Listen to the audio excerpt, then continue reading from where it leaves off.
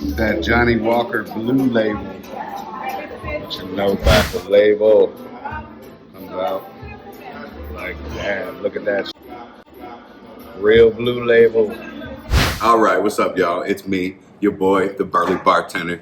Y'all know me by now. Been at this a little while. So today we're gonna be doing a different kind of video.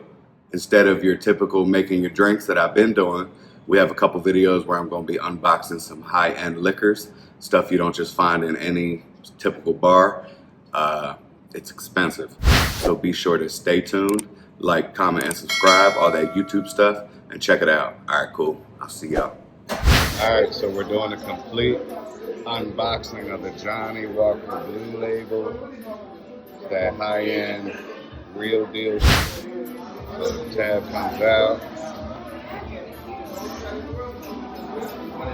Like so. Ooh, boy, look at that. We're gonna do that again. The label comes out like that. Look at that shit. Real Blue Label. Oh yeah. It's got a little story in there. Hey, presentation really matters. It means everything. Alright.